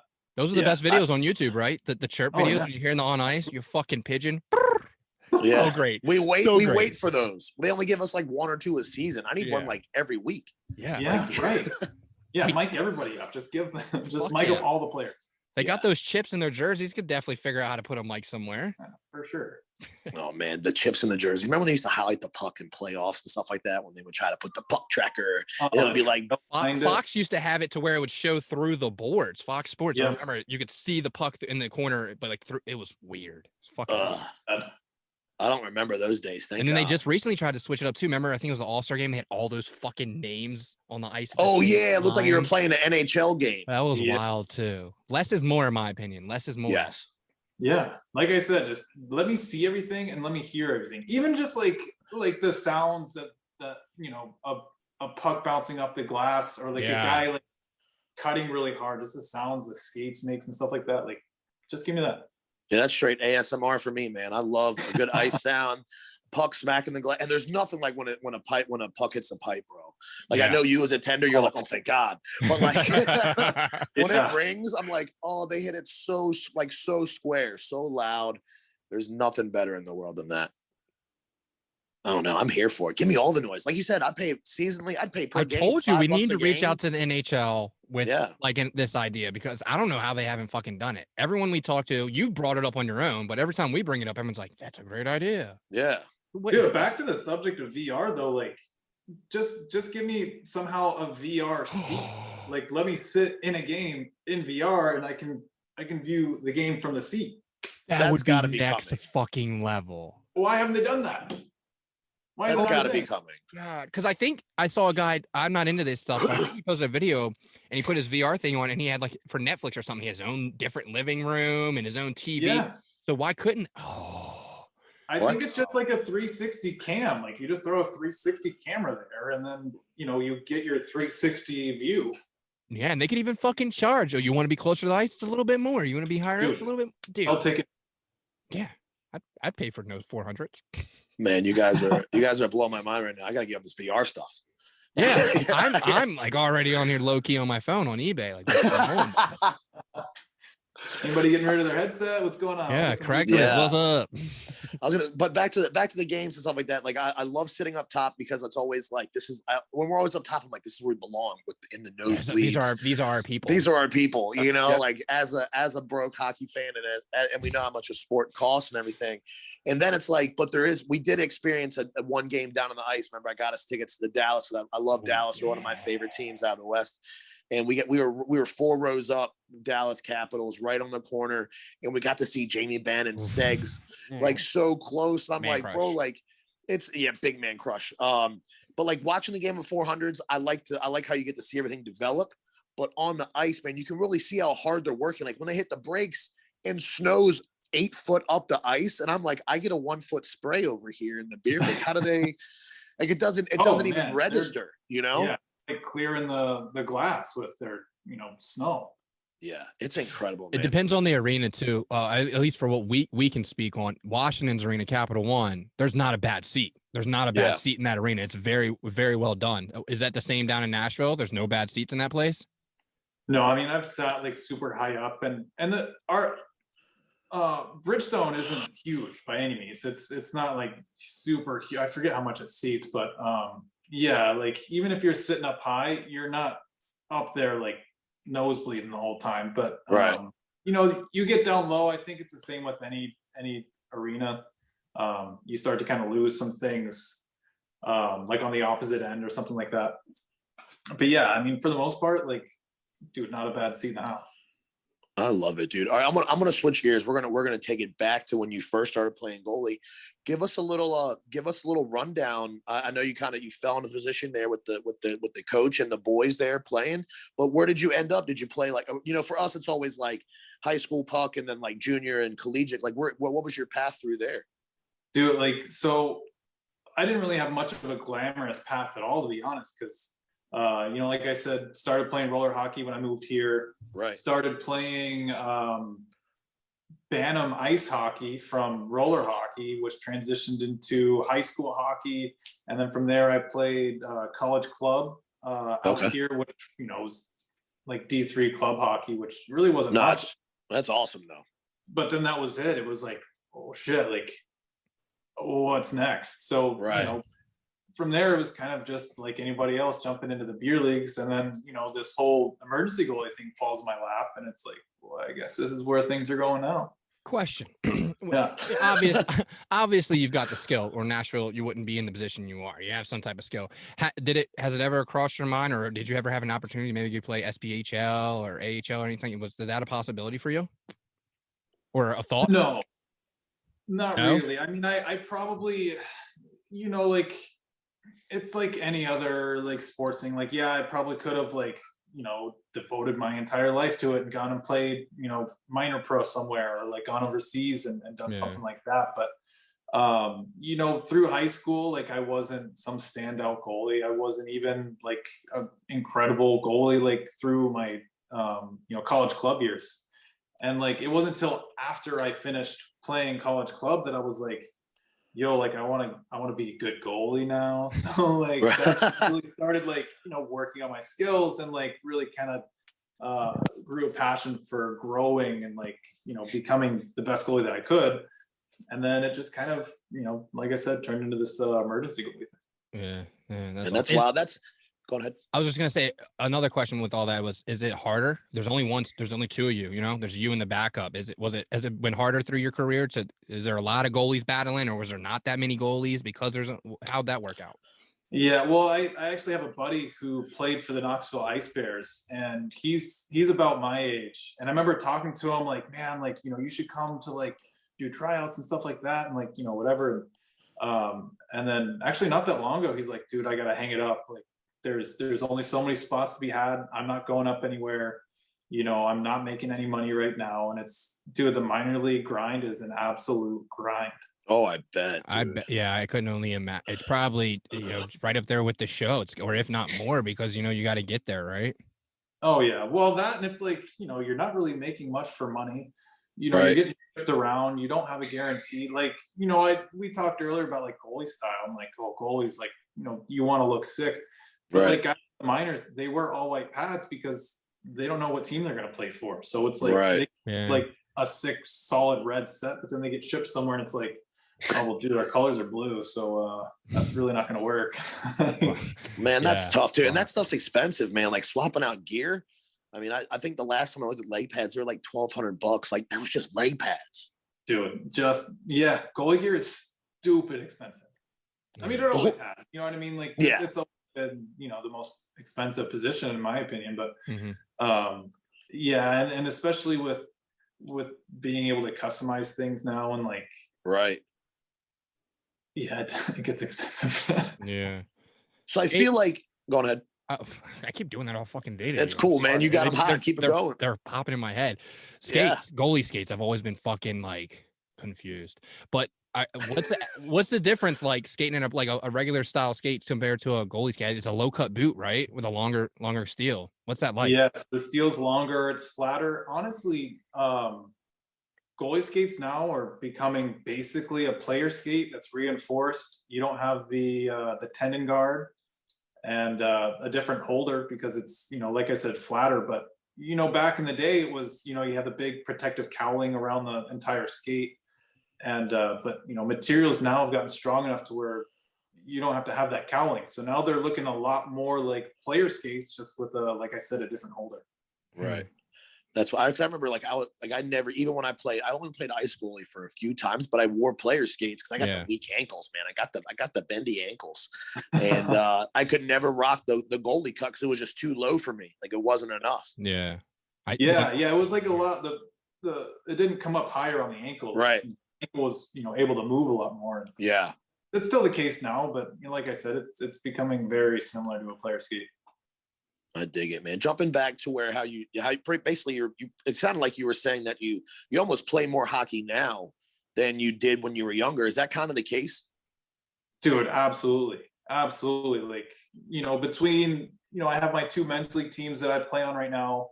I got a buddy in town who plays SPHL, and I go skate with him in the mornings. We have this alumni skate that we do during the week of like, a bunch of former pros and stuff that live in town. Man, that's real. And then for a while there was this college group. I get like random calls to like come do practices for like random people. So like it was just this group of college kids that did like this skills practice twice a week.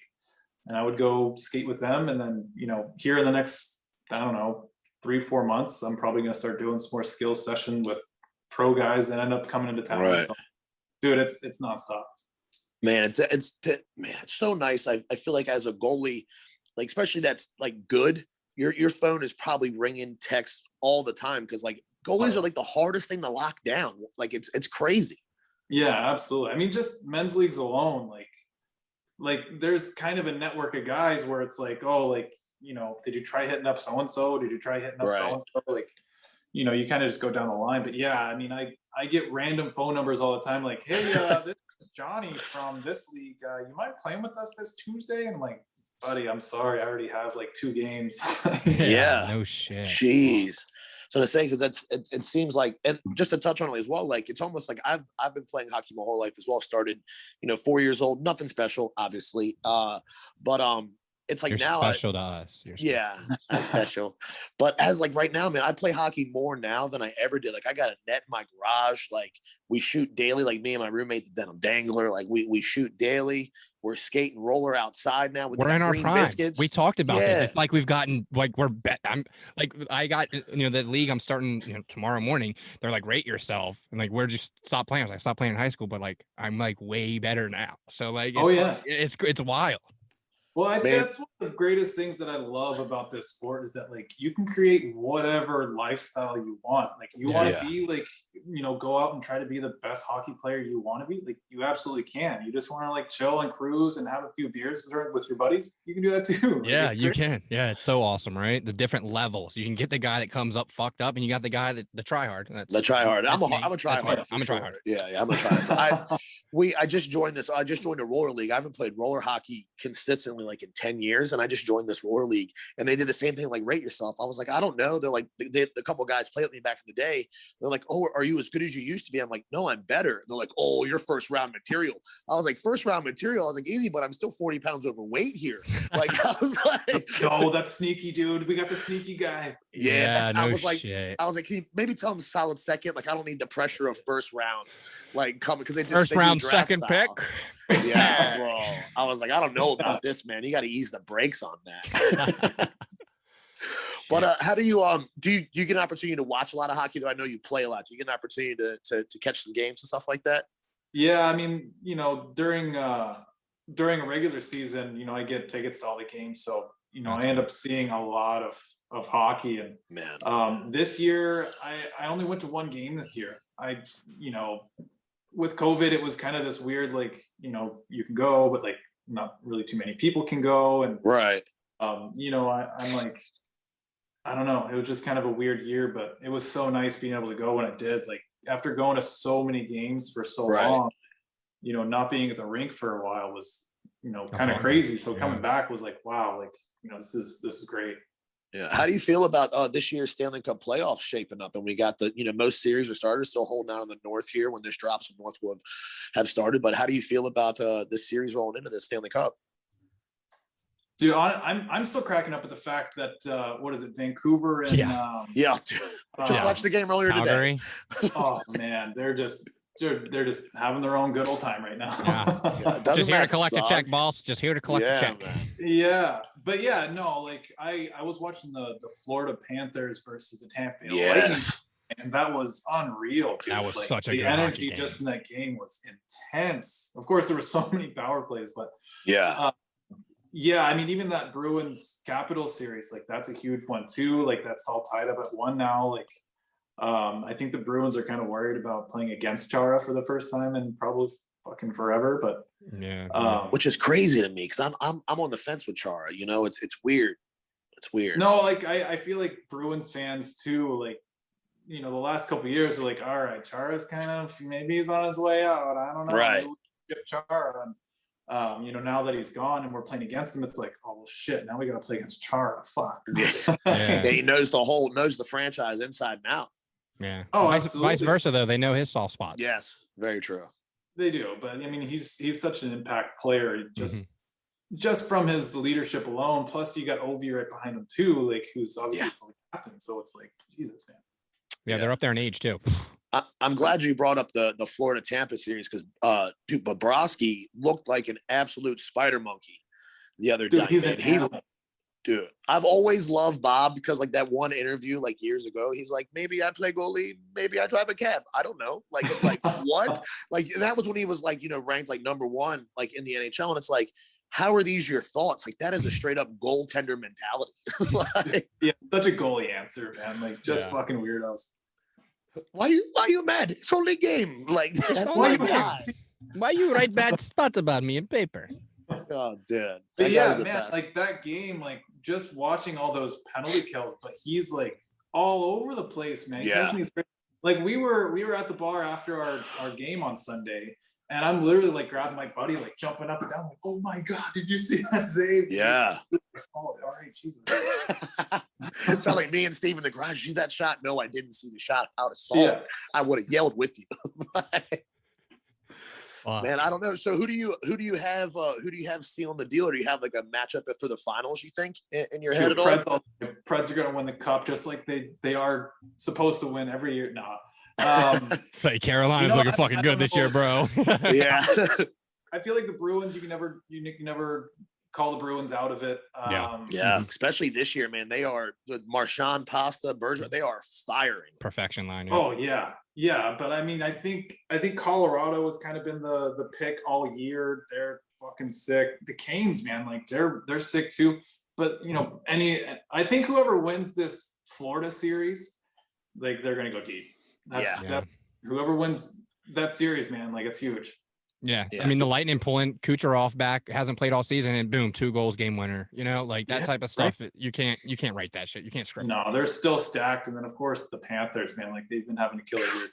They're playing very well. Quinville comes in there and they get all the right pieces. Bob in the net, Duclair. They get all these guys and then they lose Ekblad and they're still playing such great hockey. That's crazy. Oh yeah. Man, what an injury. Big Speaking of star Ekblad. players, with all your training and stuff like off season with guys, who's the best or, you know, the wildest player you've played with, like in training? Oh, the wildest.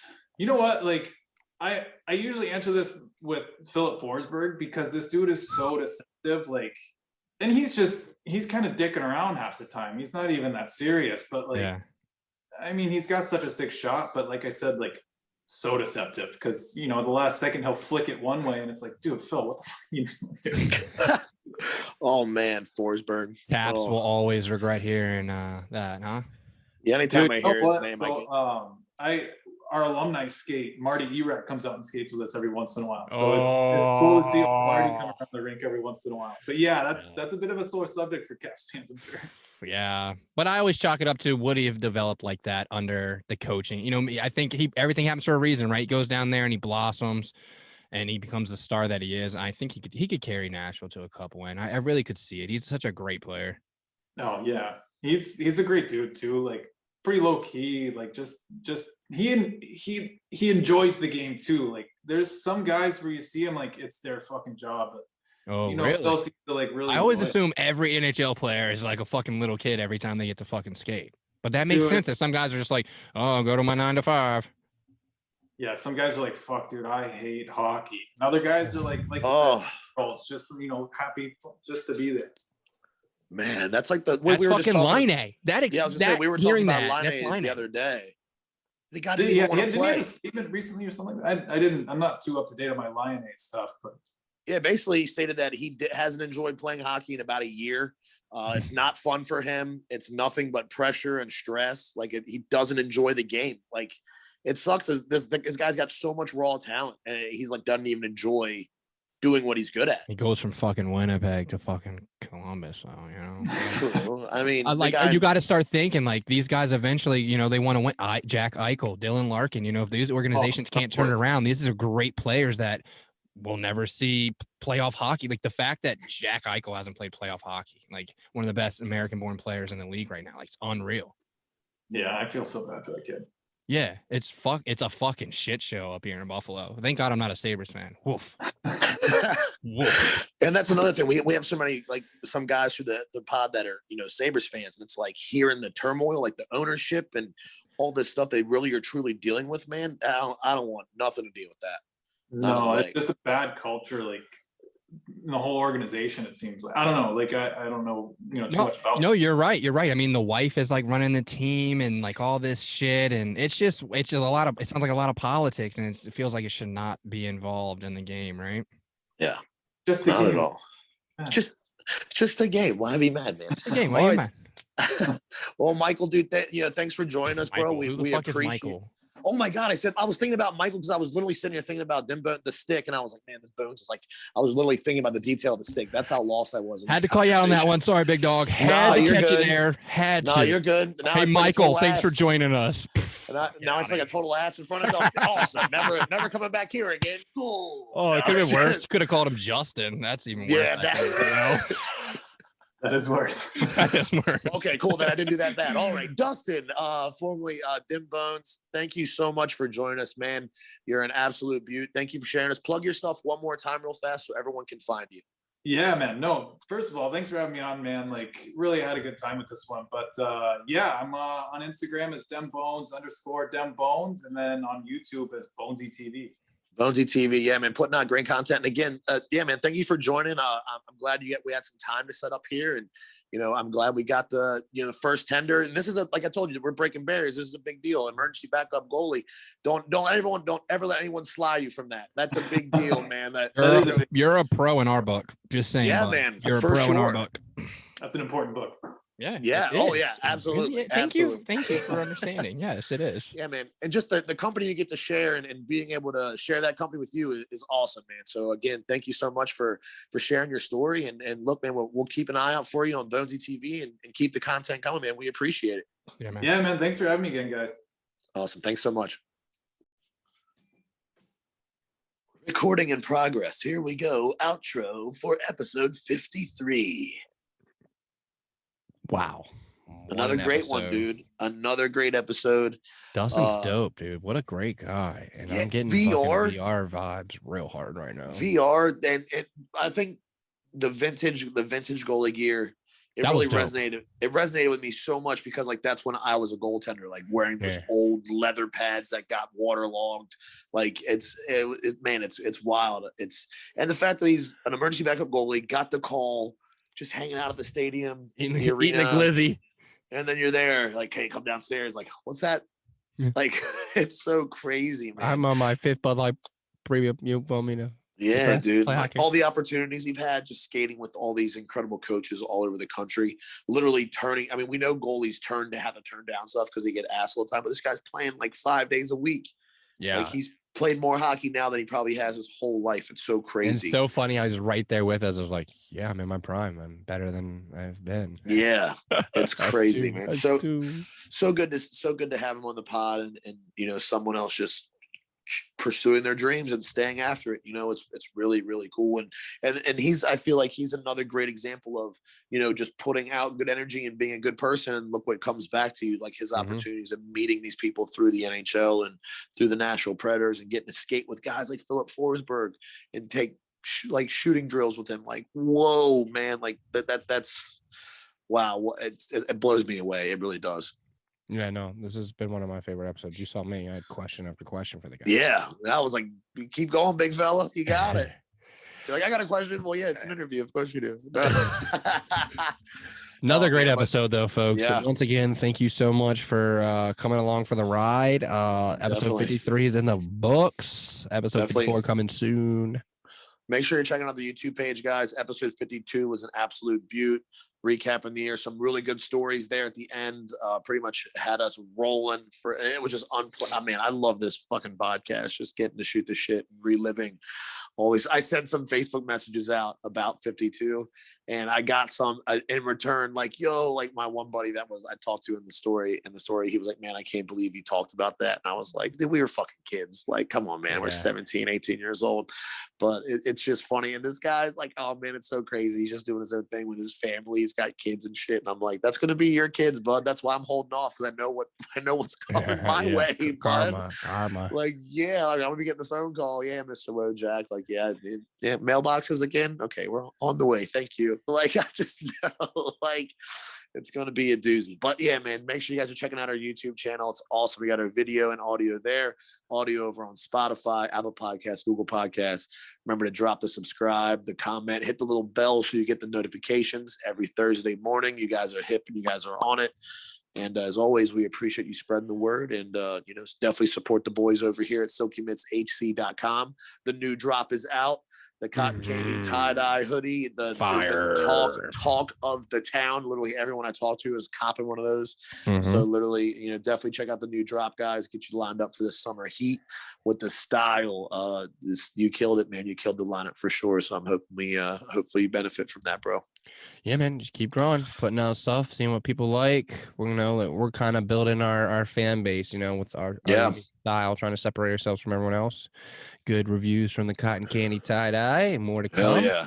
So yeah, check us out, guys. SilkyMitsHC.com. Get on it. All right, guys. Like as always, thanks for joining us. Until next time, be well. The boys from Men Behind the Mitts just want to say thanks for listening. And as always, be sure to follow us on all your favorite social media outlets at Men Behind the Mitts. Brought to you by Silky Mitts Hockey Club. Support the boys at SilkyMitsHC.com.